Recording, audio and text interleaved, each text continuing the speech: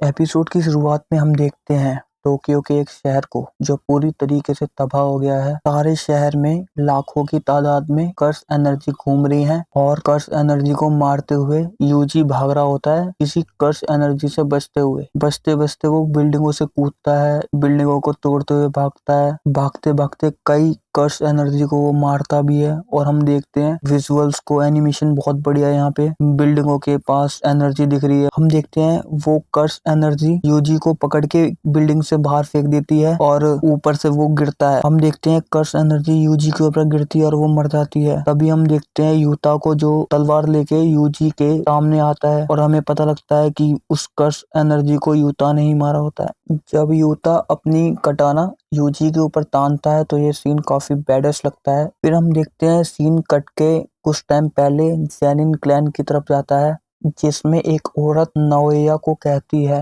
Zenin खानदान के बारे में कुछ करना चाहिए कि मैं मर चुकी है और माँ की मौत की कगार पे है। नोएया कहता है जो लड़की मर्दों की बात नहीं सुन सकती उसे मर जाना चाहिए। आगे चलते हुए नोएया एक कमरे के आगे रुकता है। कमरे से आवाज आती है, तुम लेट हो, तुम्हें पता है तुम्हारे पिता की क्या दिक्कतें चल रही हैं। वो अंदर जाते हुए कहता है इससे क्या ही फर्क पड़ता है, वैसे भी जेनिन खानदान का मुखिया मैं ही बनूंगा। ओगी को कहता है आप तो किसी काम के भी नहीं और जिनीची को कहता है तुम्हारी तो शक्ल ही खराब है। तभी हम देखते हैं तीनों में मामला थोड़ा सा गर्म हो जाता है और हम देखते हैं ये तीनों नंबर 1 के सॉर्सरर हैं। तभी हम देखते हैं कमरे के बाहर से कोई अंदर आता है। ये एक बूढ़ा इंसान होता है जो जेनिन खानदान की वसीयत सुनाता है। तो इस वसीयत में वो बूढ़ा इंसान बताता है जेनिन खानदान का 27वां मुखिया नोएया बनेगा। सारे टूल्स और सारी दौलत जुजुत्सु हाई की तिजोरी और जेनिन खानदान की तिजोरी, ये सारी चीजें नोएया को मिलेंगी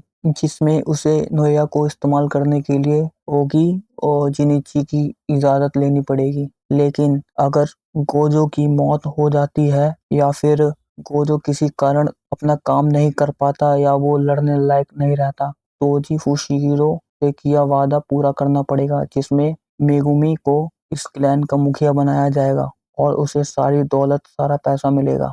जिसमें नोएया गुस्सा होके कहता है नहीं, ये नहीं चलेगा। एक बच्चा जिसे वो ढंग से जानते भी नहीं उसके साथ ये ऐसा कैसे कर सकते हैं। नोएया उस औरत से पूछता है कि मेगुमी कहाँ पे है। वो औरत बताती है पक्का तो नहीं पता लेकिन वो शायद टोक्यो में है, यूजी इतादोरी को ढूंढ रहा है। नोएया कहता है ये कौन है। वो औरत बताती है सुकुना का वेसल। नोएया कहता है टोक्यो कई सारी कर्स एनर्जियों से भरा होता है, वहाँ पे बहुत सारी कर्स एनर्जी है। अगर मैं वहाँ पे जाके यूजी और मेगुमी को मार दूं तो से कुछ फर्क नहीं पड़ेगा और किसी को शक भी नहीं होएगा। क्लैन का मुखिया तो मैं ही बनूंगा फिर। तभी हम देखते हैं यहाँ से सीन कटता है और हम देखते हैं यूजी को पुरानी कुछ डरावनी यादों में होता है। पीछे से चोसो कहता है यूजी क्या तुम ठीक हो। यूजी कहता है हाँ मैं ठीक हूँ, ये शायद सुकुना की वजह से है जिससे मुझे चोट में ज्यादा देर नहीं रहना पड़ता। चोसो कहता है यूजी तुम्हें जुजुत्सु हाई चले जाना चाहिए, तुम्हें मेरी चिंता नहीं करनी चाहिए। यूजी कहता है कि मैं वापस नहीं जा सकता, मेरी वजह से काफी लोग मारे गए हैं, मैंने तुम्हारे भाइयों को भी तो मारा है। चोसो चोसो कहता है इससे कोई फर्क नहीं पड़ता, अगर वो मेरी जगह होते तो वो भी यही करते और भाई होने का तो मतलब ही यही है। हम देखते हैं यूजी को जो ताली बजा के कर्स को अपनी तरफ आकर्षित करता है और कई सारे कर्सेस को अपने पीछे लाते हुए वो भाग रहा होता है। यूजी को हम देखते हैं कि कई कर्सेस को तो वो एक मुक्के या एक लात में ही निपटा दे रहा होता है। हम देखते हैं यूजी को जो उसके पीछे कर्सेस आ रहे होते हैं भागते हुए, उनको एक टनल में ले आता है। सारे कर्सेस उसके पीछे भाग रहे होते हैं तभी वो चोजो को सिग्नल देता है बोल के और हम देखते हैं चोजो अपनी ब्लड बीम से सभी को एक साथ मार देता है और मारते हुए ये एनिमेशन भी बहुत बढ़िया लगता है। हम देखते हैं चोजो भी यूजी का नाम लेता है तभी यूजी चोजो के पीछे आए हुए कर्स को एक मुक्के में खत्म कर देता है। चोजो मन में सोचते हुए कहता है जब मैं यूजी तुमसे पहली बार लड़ा था तब तुम काफी ताकतवर थे लेकिन अब तुम पहले से कई ज्यादा ताकतवर हो चुके हो, अलग ही लेवल पे तुम सच में डीमन गॉड बन चुके हो, आखिर तुम हो तो मेरे भाई। यूजी कहता है तुम अभी भी उसी बात को बोल रहे हो। तभी हम देखते हैं उन दोनों के सामने आ जाता है नोएया। नोएया कहता है क्या यहाँ पे फुशिहिरो नहीं है, आखिर कहाँ है वो। यूजी कहता है ये यूजी का नाम ले रहा है। नोएया कहता है यहाँ कई सारी स्पिरिट हैं, कई सारे कर्सेस हैं लेकिन तुम अलग लग रहे हो और तुम भागे भी नहीं। यूजी कहता है भागना मतलब। नोया कहता है तुम्हें मौत की सजा मिली है, मुझे मेगुमी चाहिए, तुम्हें फुशिगुरो से क्या चाहिए। तभी वो यूजी और चोसो के बीच में अचानक से आ जाता है। हम देखते हैं यूजी को पीछे से नोया एक पंच मारता है। तभी चोसो उसके पास भागते हुए आता है और नोया उसके पीछे से अचानक से आके उसके एक हाथ से मार रहा होता है, वो भी अपने बाल संभालते हुए। तभी हम देखते हैं यूजी पीछे से एक पत्थर फेंकता है और चोजो भी हमला करता है और वो नोएया वहां से गायब होकर कहीं और आ जाता है। और ये सब देख के नोएया कहता है ओह मैंने तुम्हें कम समझा था, लेकिन तुम कमजोर तो नहीं हो, तुम वैसा लो तो समझ में आता है, लेकिन ये दूसरा बंदा कौन है, ये ताकतवर लगता है। तभी हम देखते हैं उन तीनों को एक साथ किसी का ऑरा या हम कहें किसी की कर्स एनर्जी महसूस होती है, जिससे एक टाइम के लिए यूजी को लगता है क्या गोजो, नहीं ये उससे भी ज्यादा कुछ खतरनाक है। तभी हम देखते हैं पीछे से कूदता हुआ यूता दीवार तोड़ते हुए सामने आता है और उसकी एंट्री होती है, एक बैडस एंट्री होती है। हम देखते हैं यूता और नोया में बात होती है। नोया कहता है एक सेकंड मैं तुम्हारी तरफ हूँ, मुझे भी तुम्हारी तरह यूजी को मारने के लिए भेजा गया है। जिसमें नोया बताता है कि मैं तुम्हारे बीच में नहीं आऊंगा। जोजो यूजी से कहता है मैं नोया को संभालता हूँ, तुम यहाँ से भाग जाना, इनका टारगेट तुम हो, मैं जब तक इन्हें रोकता हूँ तब तक तुम भागना और तुम यूता से बचने की कोशिश करना, वो गोजो की तरह है, अगर तुम लड़े तो तुम पक्का मारे जाओगे। यूजी कहता है मैं समझ गया। हम देखते हैं यूजी वहां से भाग जाता है, लेकिन वो देखता है पीछे उसके यूता एकदम बगल में ही भाग रहा होता है। यूजी सोचता है इसके हाथ में तलवार है तब भी ये इतनी तेज कैसे भाग सकता है।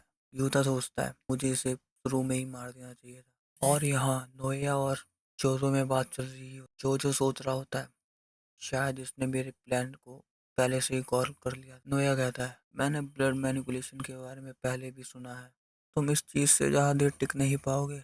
फिर हम देखते हैं यूता और यूजी का वही पुराना सीन जो हमने कुछ टाइम पहले देखते हैं। हम देखते हैं वहां से यूजी भाग जाता है लात मार के यूता को, जिससे बचते हुए हट जाता है यूता। हम देखते हैं यूजी और यूता काफी बढ़िया फाइट लड़ते हैं।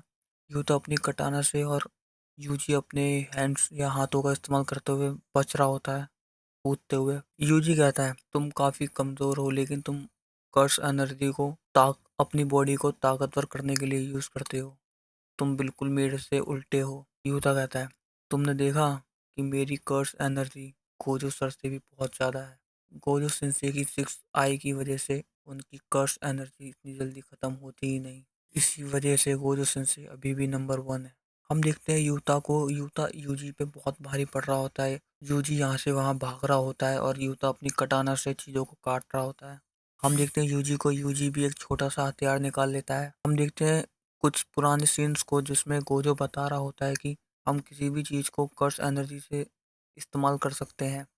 और यार हम देखते हैं यूता का हमला यूजी अपने छोटे से हथियार से रोक लेता है, लेकिन यूता कहता है तुम्हारा ध्यान मेरी कटाना पे ज्यादा था। यूता यूजी को पीछे ढकेलता है, तभी यूजी आगे बढ़ते हुए अपने हथियार से कटाना पे मारता है और यूजी का हथियार टूट जाता है और यूता की कटाना भी तोड़ देता है अपने लात से।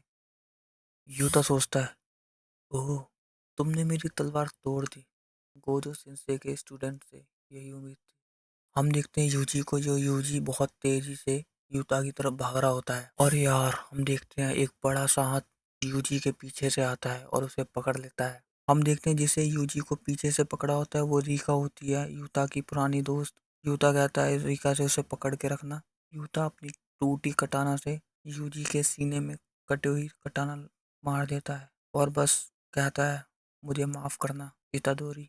तो यार एपिसोड 1 यहाँ पे खत्म होता है और तुमको कैसा लगा ये बताओ, और अगर तुम्हें अच्छा लगा है तो सब्सक्राइब करो, अगर अच्छा नहीं लगा तो क्या बुरा लगा है क्या खराब लगा है वो कमेंट में लिख के बताओ। अगर तुम्हें इसी का एपिसोड 2 चाहिए तो मुझे कमेंट करो, मैं नेक्स्ट टाइम वो लेके आऊँगा।